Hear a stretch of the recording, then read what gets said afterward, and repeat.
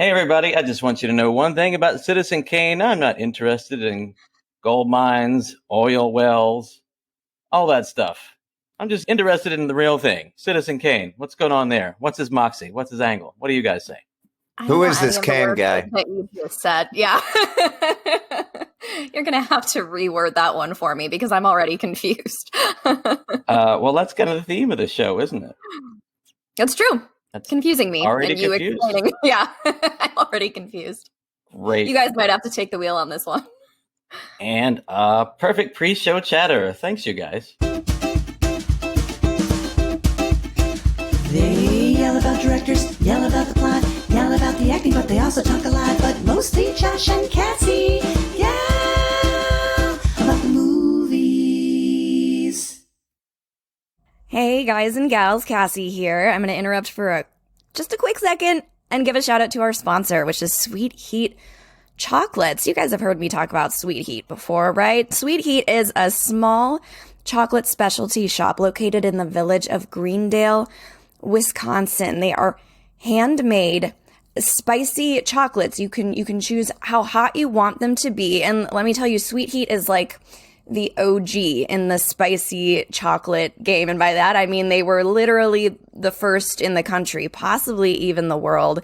And it's just really an awesome place. Support small businesses. I work with the owner. And yeah, he's an awesome dude. So you can visit their website at sweetheatchocolates.com.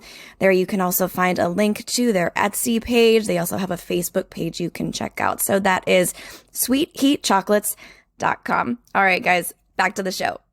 Hey, everybody. Thanks so much for joining us on another fantastic episode of Josh and Cassie Yell About Movies. I'm Josh, a veteran independent writer about podcasting and freelance journalist who talks to fine folks like we have on the episode today. And my co-host, Cassie, come on down. Here I am. Hi. Yeah, my name is Cassie. I'm a TV newser, promotions producer, yoga instructor, and movie fanatic. And I'm happy to be here today. Wonderful. I'm happy to be here too. Guys, we have a fantastic guest today talking with us about a classic film, Citizen Kane. He's a veteran of stage, screen, and podcasting, better known most famously as Dr. Venture from Venture Brothers on Adult Swim, and possibly soon in the film version of that. We'll find out. Guys, it's James Urbaniak. Hi. Hey. Yay. Hello. Thanks for coming. Hello. Thanks for having me, Josh. Yes. Exciting to be here.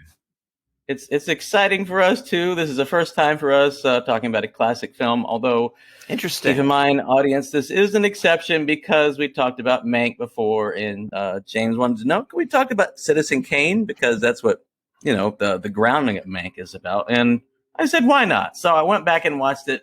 I fell asleep the few times I tried to watch it before. So if you haven't seen it yet, what's that? When did you fell asleep the first time you tried to watch it years ago? Is that correct? That's correct. And Josh, you fall asleep a lot during movies. That's kind of just a you thing. Possibly. Yeah. Also happened in 2001: A Space Odyssey as well. Go ahead, James. What was it? Because I don't think of it as a lulling film. What was it that knocked you out in the sense of going to sleep?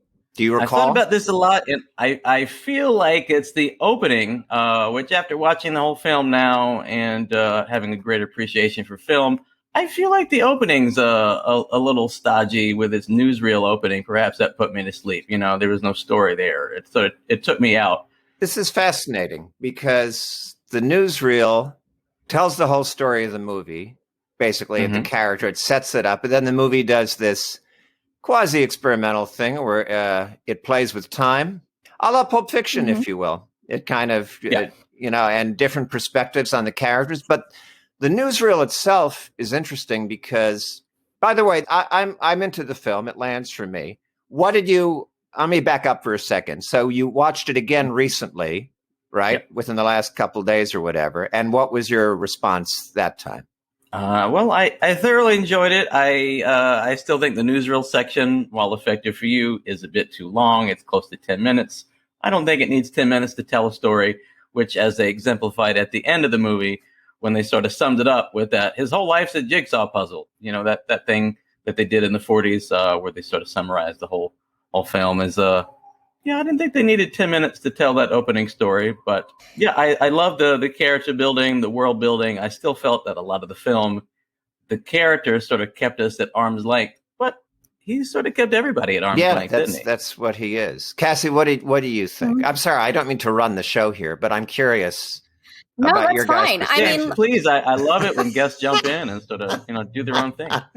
I'm not going to be like the one person in the world who's like, oh yeah, I don't like Citizen Kane. You can be, though. Obviously, even if I did. By the way, no, I don't want to. I'm not coming from a place of arguing for it because there's no argument to be made. It either lands or it doesn't. It's like you like sushi or you don't or something.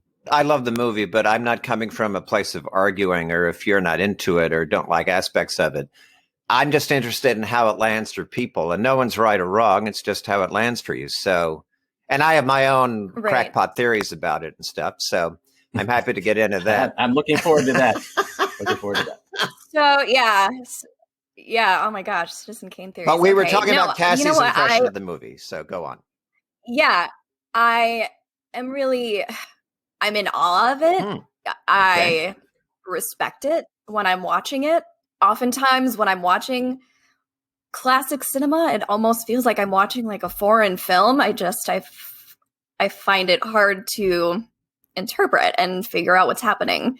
And you're right, there was a lot of time jumping. Why are old movies hard for you to figure out? Like, what is it? The way they talk and the way they're structured. There's a chance that films have just been dumbed down since then. I don't know. You know what I mean? For some reason, I just find newer films easier to follow. This is interesting because I don't think films have dumbed down. I think styles and storytelling change. So, So like, it really is. It's a language. It's like a different and language. I don't know how else. There are references and just conventions that whether you're using those conventions or going against them, which Citizen Kane does both, an audience 80 years ago is going to have a different take on what you're doing with those conventions than an audience today. So, for example, the opening sequence that Josh thinks is kind of boring. A little too long. I love that sequence. But again, I'm not arguing that you're wrong. I'm just saying this is my take on it. So it's, first of all, the thrust of that sequence is satirical. It's heightened the way a Coen Brothers film might be. It's actually supposed to be kind of funny.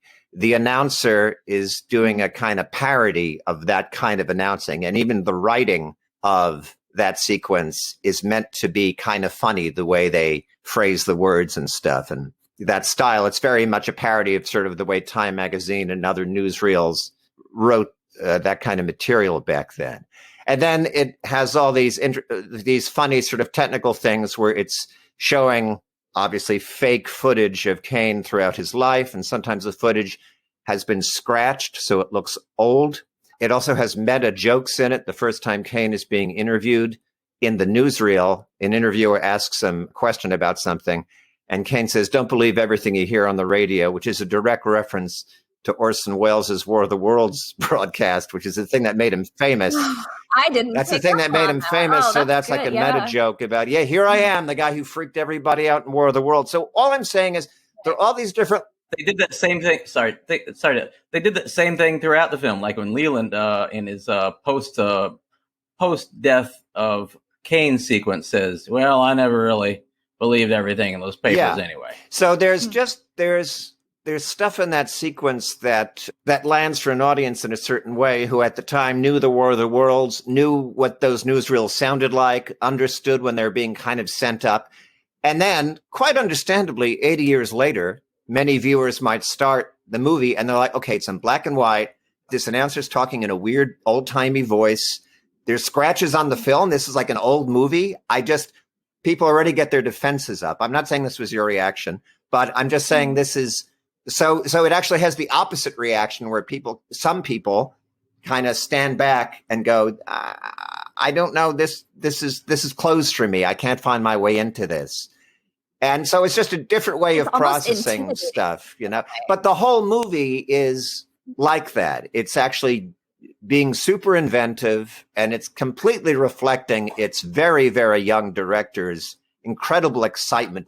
Orson Welles is beside himself through this movie. And he's a super talented guy. So there's, for me, what lands is an almost visceral, very palpable sense of this young director's excitement at creating something and doing stuff in a new way with a lot of energy and invention and humor. And that's what lands for me in the movie. And I think that, and so it's personal in that way. And so I think that that personal connection that he has with the movie, it's all his vision and it's all his energy. That still lands for people over the years. And that's why it continues to be acclaimed.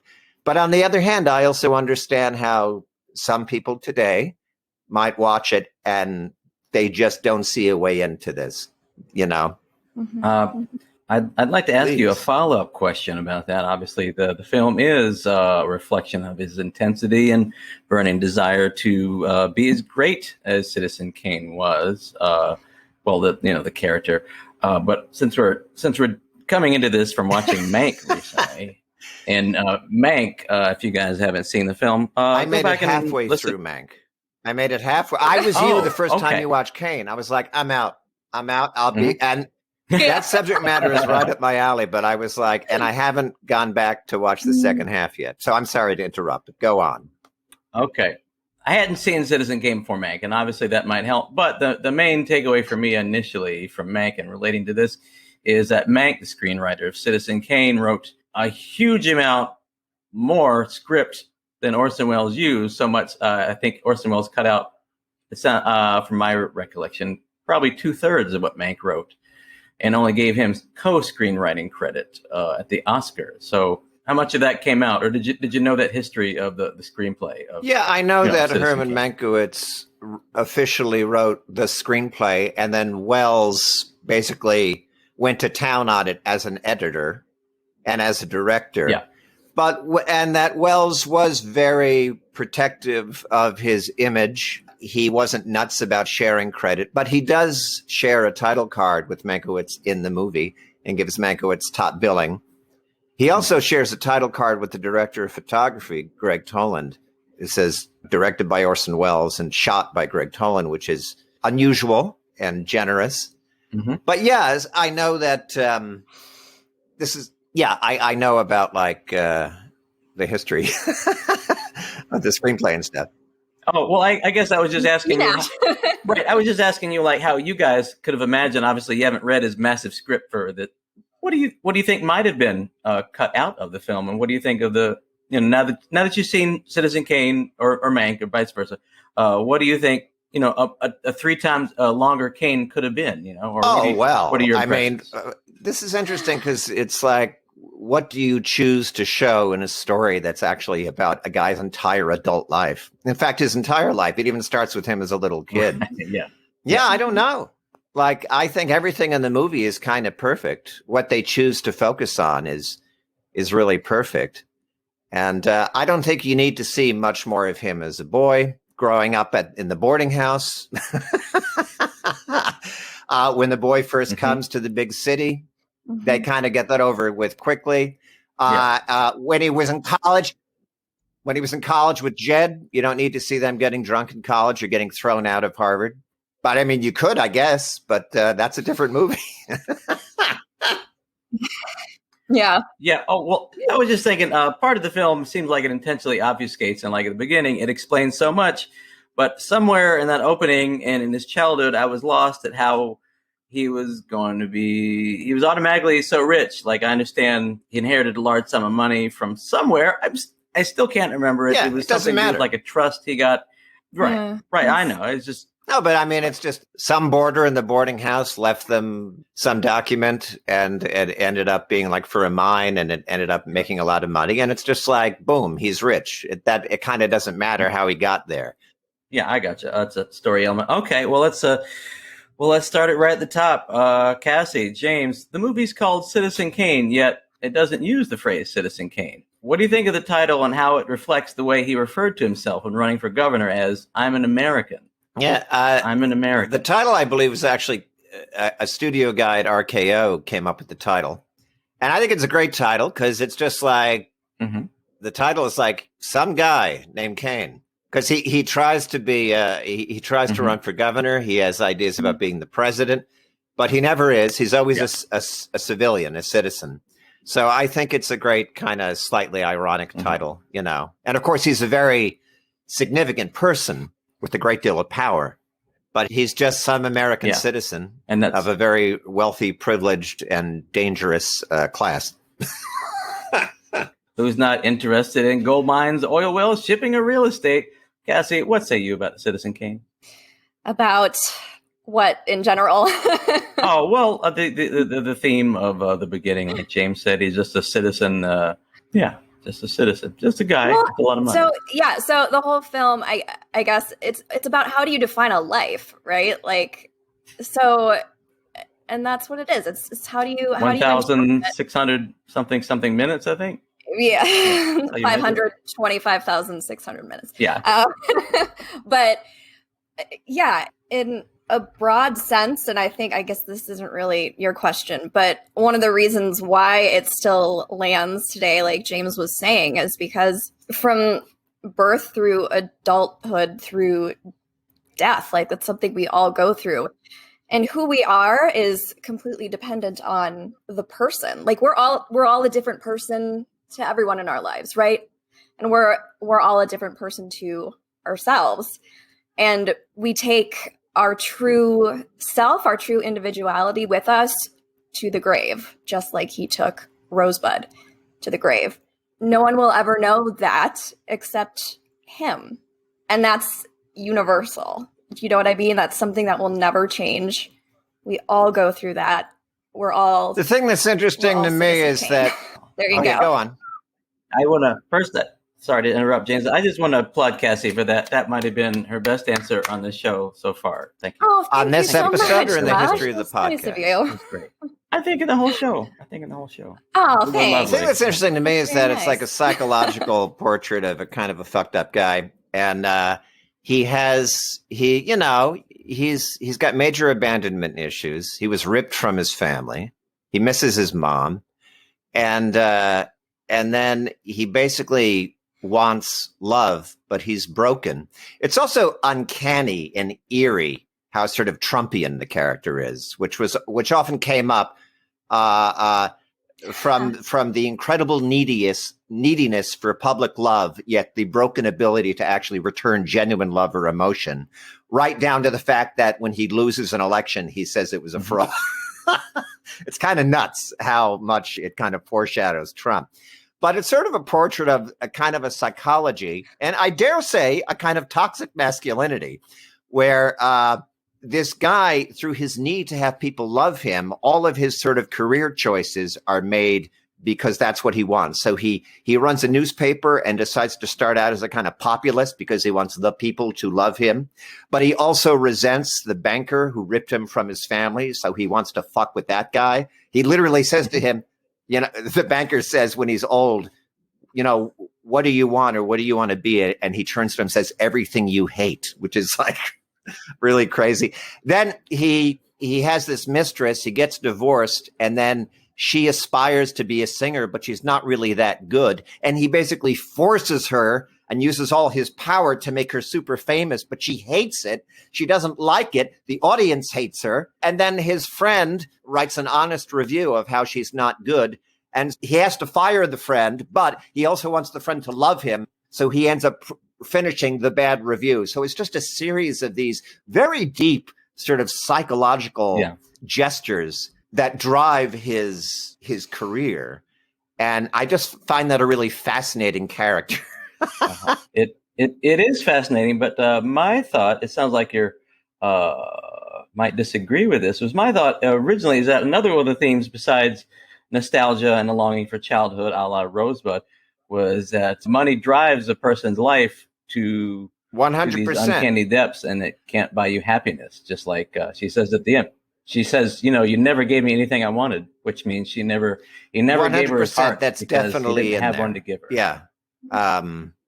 There's also, you know, you've got progressive Mankiewicz and Wells coming out of the Great Depression.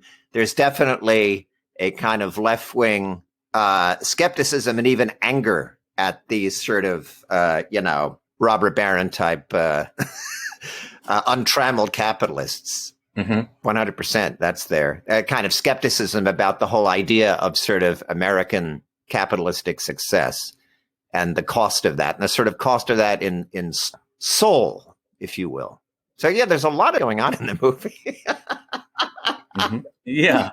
So Cassie, let me ask you: was this a horror film? By the way, I love that score. It's a great score. Music in it, and then I did, yeah. And then at the end, it ends with no trespassing, and you get this smoke going off in the distance that someone watching it with me suggested might represent a foreshadowing of the Holocaust, which I looked it up and was happening at the time they were finishing producing this film, 1941. Well, there's a reference to the war in Europe in it, of course. A kind of movies made in 41 before Pearl Harbor. So it's after the war in Europe, but before the United States was involved. Yeah. And there is a joke in the newsreel where the newsreel indicates that this interview is from 1935, and he says there won't be a war in Europe, which he's wrong about. So, but there's definitely audiences at the time were aware of that might happen. That's actually part of the reason War of the Worlds freaked everybody out. That was in 1939. Yeah.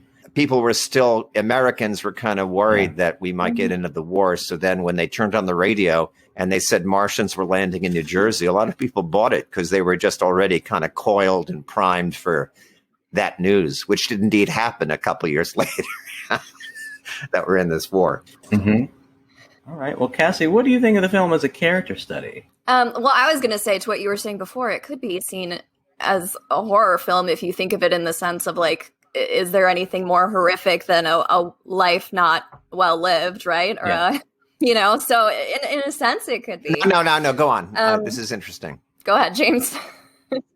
Okay. So yeah, I mean, I think I kind of said everything basically as far as character study go, but it's the kind of the timeless theme of who are we? What is life actually all about? And what's really important when it's all over? I mean, that's basically what I see this film as. Yeah. I know there's a lot more to it than that, but because there's all these different themes and stuff that's in there. So to me, that, you don't have to, everyone's going to focus on something else. And besides just the themes, for me, just technically, it's highly enjoyable. Just if you even go beyond the story and these themes we're talking about, there's just the technical aspect of it that's really exciting and kinetic and creative and funny. And there is a horror movie element, like Bernard Herrmann's score. It's his first movie score, by the way, and he's one of the all-time great film. His last movie score was Taxi Driver, so he had quite a run. Is it an homage to Boris Karloff and Lon Chaney? There's definitely. I think he's just drawing from kind of music, the same well that composers for those movies are drawing from, and that I guarantee you Orson Welles loved Frankenstein, and he just loves good old fashioned. Let's have an effect on the audience. Let's just shake up the audience. And in a way, he's a real populist. He's just like a showman. He's like, let's shake up the audience, and so. Yeah, it begins with like this house on the hill with a light out of it. And, it's like the music's going da, da, da.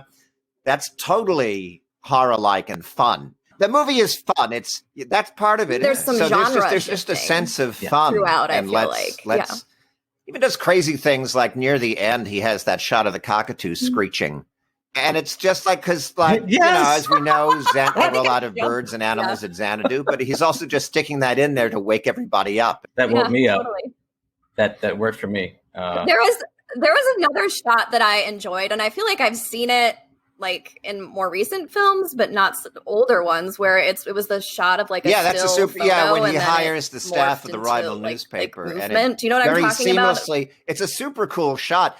That's the other thing. There's I thought that was almost fun. every scene has some sort of optical effect or special effect, because it was actually a relatively low budget movie, but through matte paintings and optical effects and illusions, they create this sense of this giant estate and these giant statues, and there's all kinds of super cool effects in it as well. So that's just, people don't think of it as like a special effects movie, but it kind of is. And that's, again, just Welles being kind of a showman and just loving playing with this stuff and having an effect. What can I do here? And you get a sense of that excitement. And it's also, he's 25 years old when he made it. You know, he'd been acting professionally for almost 10 years at that point. He actually started as a teenager. He didn't go to college. In a sense, he was totally ready to do this movie when it happened. He'd been directing on Broadway. He'd been directing these very successful radio shows. He'd been acting professionally since he was 16. So he's just ready. So it's just like a young guy who has complete control and is ready to do something super creative. It's kind of like Sergeant Pepper, frankly. Which is a really creative thing by a bunch of 20-somethings who have been doing this since they were teenagers as well and are ready to move to the next level. And I tell you this, I bet there's people today who listen to Sergeant Pepper and go, yeah, I don't know what this is. There's tubas in this song. Like, I don't know. I can't find my way into this. This doesn't land for me. And you know what? That's fine. This guy's singing about a girl leaving and there's violins. Like, I'm not, I just don't know where this isn't music to me. Well, it's part of, like you and Cassie were saying, like she said. I don't think films have dumbed down. I think there are always bad movies and there are always good movies and there's just different styles. But there are like conventions, right. Like Orson Welles is a limited actor. He's great and actually quite commanding, but he's not an actor of great depth mostly. But that actually works for that character because the character is not a man of great depth and the character has a distance quality anyway. But Welles is also an actor in 1941. So even though he's very American, he has a bit of a mid-Atlantic thing in his voice. So there are just certain conventions to the way he acts that are dated. So I'm not saying there aren't dated aspects of the movie, but the dated aspects are just a delivery system for feelings and emotions, and our delivery systems for those change over the years. But if you can get past the sort of conventions, the emotion and the excitement and the feeling is still there. But this is a whole other topic. I'm also fascinated by like conventions and acting styles and stuff. But frankly, he loves actors, and the performances in the movie are amazing. And I think like Dorothy Comingore, who plays Susan, gives this really raw performance. Like, I don't think there's anything dated about that performance at all. The women are great. Also, Ruth Warwick, who plays his first wife, is very elegant, privileged lady. She's great and really funny as she sort of gets older. And, that very funny sequence where they sort of show their relationship at the breakfast table over the course of several years. And she very subtly shows us the changes in that character. The first scene, they're super into each other. And by the end, she's reading the rival newspaper and giving him this really devastating expression. And Agnes Moorehead is too. Who I didn't even recognize her. I know her as Samantha's mom on Bewitched. I think that's one of the greatest one-scene characters and performances ever, because you really get a sense of the fact that she feels this is the right thing. And she has this combination of, it's sort of like this, she's protecting herself. She has this very steeliness where she's saying to the father, no, we're going to do this. But you can also see the heartbreak underneath, that she knows she has to get rid of her son. But she doesn't like cry on screen, but you can see that dynamic, and that's very hard to do. And it's really extraordinary. Like, he loved actors. And I love acting. I'm an actor. When I first got into these old movies, that's what I led with, was like the acting. That's what I would always focus on. And it's very satisfying just in terms of performances. That's just another aspect that I love. And I do love Welles, and I think he's perfect for the movie. And it would make no sense for him to have cast someone else, because it's a weird movie. It really is. It's such a personal expression of something he's making. So of course he has to play that character. Yeah. I had to take some notes while you were talking because I didn't want to interrupt. But I wanted to go back. I'm going to ask you guys two questions. The first one, and I'll answer them first, just give you my answers. Was there a moment that took you out of the film? And conversely, was there a moment that really drew you in? For me, it was those flash forward sequences with old man Leland, his one-time close friend, being seen taken away by nurses, arm in arm, as if he needed help walking. However, he got up on his own power and didn't seem like he needed any help walking. So that kind of took, there you go. See, James knows what I'm talking about. That sort of took me out of it just a little bit. I was like, this guy doesn't need any help walking. I mean, granted, the limitations of old age makeup in 1941 at the time, but still, they could have done something else with that. Now, the moment that took me in, as you mentioned, was you were talking about his limited range as an actor. However, the moment that brought me in the most was the best thing he did acting in the film, I thought. He was talking to his future wife, the singer who he would build Kubla Khan for and opera houses all over the country. And he was telling her, he was leading up to talking about Rosebud. He said he was going to go to a warehouse. I forget if it was where it was, but he was going to go back and look at the things from his childhood. He said kind of a nostalgia thing. And then she didn't react, or maybe she was taking it in or didn't react the way he wanted her to. And he just snaps in that instant. And he looks up at her and he says, so what do you do? I read a bunch of newspapers. What do you do? He was furious at her for not reacting the way that he wanted her to. It was like his one of the few moments in the film where he allowed another character to come into his world, and she didn't for that 2 seconds, and that was it. That's he felt himself getting fascinating. vulnerable, I don't see that moment that way, so but I'm not questioning really that that's how that landed for you. But I will say that is one of my favorite scenes of his as an actor. And my favorite moment in that scene is when he's talking about, he went to like collect his mother's stuff or whatever. And she says something like, mothers are important. She says something about mothers. And he looks at her with this incredible love in his eyes. And you realize she's the new mother. There's this very deep kind of, this thing cliche we talk about, you sort of, in partners, we sort of see our parents in a way, it's this weird kind of thing. But like he's falling in love with her, but he also needs this sort of maternal thing in his life, which that's 100% part of men-women relationships, is there's a maternal thing that the women offer the men. And that I've heard many women say they fall in love with the boy that they see in the man and stuff like that. So, and you can really see that in his face where he's like, I'm falling in love with this person because of the maternal glow that I'm getting from her. And I miss my mom. And that's why I want to be with this woman. And I think he's great in that moment. The end of the father. That's a great callback to our father episode, James. I don't see his mother in that was the scene. ending of the father. He says, I want my mommy. Trying to be self-deprecating and charming and being like, but I love his acting in that moment. And I don't mean to say he's perhaps I'm wrong when I say he's a limited actor. I'm saying he can be very deep, but his default is kind of surfacey. And it's a very commanding surface. It's very commanding and very compelling. But it's more rare where you regularly sort of see what's happening underneath. But you do see it there in that moment. So I'm 100% behind you. I will say the moment that takes me out is another acting moment where it's only for a second, but it's in the scene early on at the Inquirer where he writes the Declaration of Principles. And then Jed says, I'm going to keep that. I want to keep that handwritten thing. I think it might be very important someday. And then the scene ends with a close-up. By the way, close-ups are relatively rare and in the movie. A lot of scenes play out in like 2 shots and masters, which is really interesting and also unusual for the time. But there's a close-up of Welles, and his eye line is he's supposed to be looking at Joseph Cotten, and he's smiling, and it's a slightly awkward smile. But whenever I see that shot, I'm like, that's just Orson Welles looking at a mark. He's not looking at Joseph Cotten. It looks fake to me.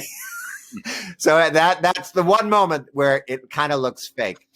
But I would say I'm drawn in also to like moments like you just described.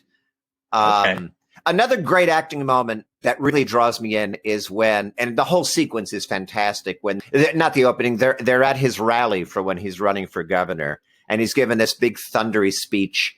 And then his wife sends the boy home with someone else. And she gets into the carriage. And he's like, what's going on? And he sticks his head in and he goes, what's going on? Why'd you send Junior home? And it's very real. And you can see he's kind of freaking out. He wants, and she's great too. And she just looks at him and she says, it might be nothing, but I'm going to this address. And it's Susan's address where has his mistress. And that moment between them is so powerful and it's very real. And every time I see that moment, it's a small moment, but it's so. And there's lots of moments like that where there's like genuine emotion happening on screen. So yeah, I'm just picking out a random one as something that I'm like, God, I love this moment where he sticks his head in the car. It's so great. Cassie? Yes. So there's a scene where there's a bunch of like dancing girls and they have those little outfits on. I really like that scene. I like it too. And I'm always fascinated with people who have like small roles in one movie because I just want to like jump in and talk to them and be like, who are you? What's your story? You know what I mean? And it's one of those things where, I see all of these women who like, yeah, there's one girl who sort of featured who he grabs and kisses, and she kind of gives him a "What are you doing?" face, and then she smiles and moves away. And it's a great moment, and it's very real too. It really seems like that's happening. Totally. Oh my God, 100%. But that's such an insane scene because it's like he's feeling really good about himself in the newspaper, but he's also engineering this event that he's in the center of because it's all about him again. It's ostensibly the success of the paper and the great relationship where there's these great shots of Jed and Bernstein sort of sitting in the corner and they're sort of singing along, but there's something really weird about the way their faces look. They're like really close to the frame. And it just gives this kind of uncomfortable quality to what's going on, which is so great, sort of suggesting the cracks in that the fissures in this, in this character and this situation. It's so masterfully done, but it's also just so much fun. Orson Welles says, and then there's going to be a musical number in this thing. I know. Yeah. There is, and like you were talking about the wide shots and the close-up shots, there was toward the end where she's in, this huge mansion and there's a fireplace that could probably fit like 10 people inside it, the huge fireplace, that.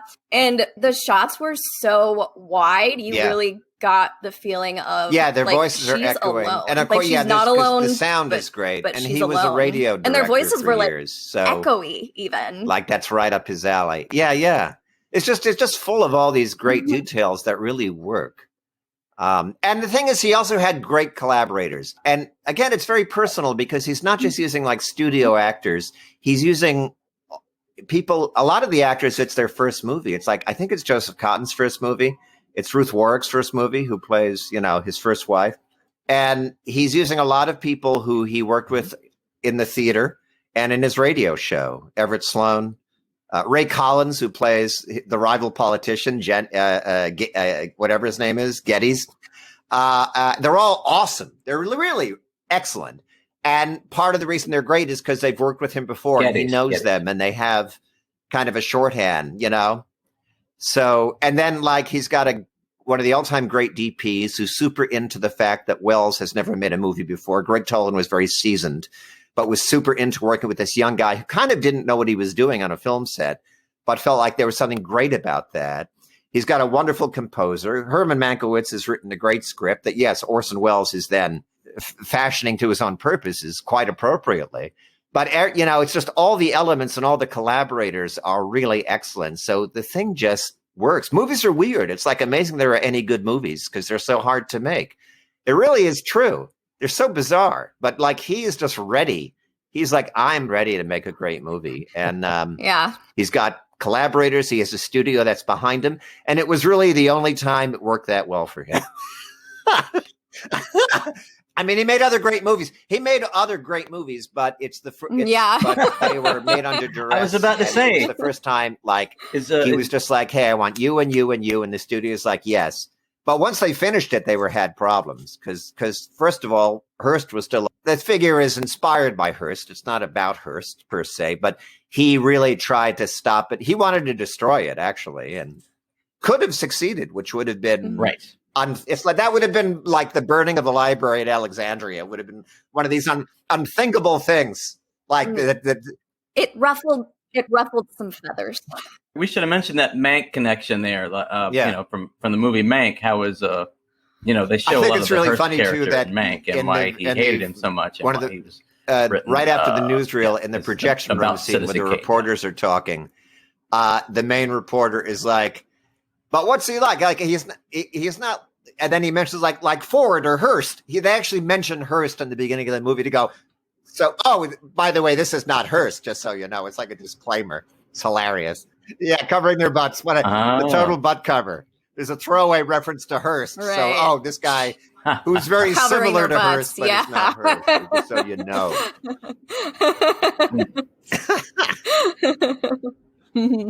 Totally. Yeah, of course. All right. Well, guys, this has been fantastic. We could break down a lot of individual scenes, or we could talk about our final thoughts. This is obviously a movie that we could do like a whole podcast series about. Anybody? But I don't know. I'm surprised there was never a colorized that would be a version nightmare. of it. I read that they almost released a colorized version once, but never, because it would. But yeah, no, I see what you mean about how they could do a whole podcast series on it because of how it introduced a whole new storytelling language and so many things in there on screen are like popular gifs now, like his applauding in the movie theater for his wife's opera performance. He doesn't applaud at first. I thought at first it was because he was embarrassed, but then after I saw that he was waiting for the audience to applaud, it was because he wanted to make sure he was honoring her properly. He didn't want to applaud and be seen as favorable to his wife. That's another great acting moment. But he is people. You can see that he's aware that she is not a great singer. Yeah. Yeah, it's angry clapping, and he's really good at he's good at those like intense. Yes, he was very, very, very angry clapping. It's very strange. Another great moment too. Oh, that's right. That's what I wanted to ask you guys about. In that scene, it's not immediately clear. Do you think he was searching for the snow globe that represented Rosebud in that scene, and the globe reminded him of it? Also, do you think he kept the globe because it reminded him of Rosebud, or did he just happen to find the snow globe? I think he just comes across it. I don't think he's looking for it when he destroys it. He's just angry at what's happened. She's left him. And she's great in that scene. She's basically like, try me. She's like, and really that's incredibly relevant, man. Any relationship, two partners, not just men, women, anyone in a relationship where he's like, she's like, oh, this is all about you, huh? Listen to what you just said. She really gives it to him. And it's very contemporary. He's like, I need this or whatever. And she's like, wow, it's still about you. And she's like, and I don't remember the dialogue, but she's basically like, look what I can do. Watch what I'm going to do. And then she just walks out. Like she's really brutal. And she's really self-possessed in that moment. Right. And then he's just like, there's nothing he can do. So he just destroys things like angry men do sometimes. And then I think he just comes across the globe. And then the globe is like, well, this means something to me. And it's partially it's hers. Yeah. But it's also it reminds him of before he was ripped away, before he was untimely ripped from his family. Yeah. But the Rosebud thing is funny too, because it's a bit of what Hitchcock called a MacGuffin. It's just kind of a device that motors the person the story. that he used to be. But in a sense, it kind of doesn't matter because, as I said to you before we recorded, it's kind of the journey. And so, like, it's not like it's the big revelation. Oh, wow, it was a sled. It's like, yeah, it was. But they even, like, Thompson even says in the end of the movie, yeah, but it is, but it isn't. Like, we don't really know. Oh. They're basically saying, we're about to wrap this up, but in a sense, we can't wrap it up in a neat little ribbon. So then film acknowledges that. Right. Right. And I got to admit that a guy that rich, his servants would have cataloged everything in that house, and they would have found the sled with Rosebud on it. I'd buy it. And, I mean, they would have. Anyway, so that's it. And actually, now thinking about that, right? Wouldn't they? You know, and obviously that scene with all that stuff being burned. They're quoting. Was carried over to other films like Indiana Jones and Raiders of the Lost Ark, where they put the thing in the way in the huge vault and everything is lost. Right, sure. But why do you think it ended in a big? Why did they burn everything? What do you guys think thematically? Did they burn everything? Have the no trespassing sign? Why was it shut off from the rest of the world? Why? Because the whole film they were trying to tell a story, and then when they got just up to the precipice of a story. To find out what a story was about, they decided they didn't want to tell a story anymore, and they burned everything. Because no one could figure out his story. Yeah, that's and no one will know. No one will ever know. It was like a mania on his part, but he had no emotional connection to the stuff either. Kind of the whole point. He just, as he says early early in the movie, but when he's old, he says to buy things. I made all this money to buy things, but it's just sort of meaningless. Also, I think there's a great minor character who's his butler, who basically says at the end, burn all this stuff. The one who says, yes, at the very end, a great character. And so I feel like the butler is sort of saying, you know what, who needs this shit anymore? It's like his choice. Yeah. Yeah. I was thinking that butler represented the entire oeuvre of Ricardo Montalban later. He probably watched that and he was like, wow, look how suave this butler is. I got to be that guy. He's like, no, sir, you do not understand. I'm Ricardo Montalban. Very, very suave. Oh my God. Well, great. That's it. Oh, you know what? It's time for ratings. Cassie, so make it rating personal. to show him how we do our system. The's no wrong answer. I'm scared. No How am I answer. supposed to rate Citizen 5 Kane? sleds. 5 sleds. There you go. Yeah, well, we do out of 10. So, I find films like this intimidating. If I don't 100% know what's going on, I feel a little bit intimidated. Josh, you're smiling, but I do. Mm-hmm. I'm just being honest. Well, that was for a screenshot later. I know you like to get those smiles. Oh my God. Okay. I completely respect it. I'll probably watch it again just because I think maybe now after we've talked about it, I'll get some more out of it. But again, the general message of what's really important, what really matters, you can achieve anything you want in life, but when you're gone, all your legacy that belongs to everyone else. And like, it's up to you to make sure people remember you the way that you're meant to be remembered. Do you know what I mean? So that's something I think is really just universal, and that like we all can learn something from that. So yeah, I see it as a far more emotional movie than I think a lot of people do, because that's what I took away from it more than anything. So anyway, okay, I'm gonna stop babbling. I'll give it. I give it 10 sleds. Globes 10 sleds up. 10. Yes. Excellent. 100%. James, great. 10 sleds up. I like it. I concede your point that the opening is a satire and very much reflective of its time, and that the audience would understand contextually, but I still maintain it was slightly too long. I could have done without all the explainers of the characters in the future in those post-death interviews.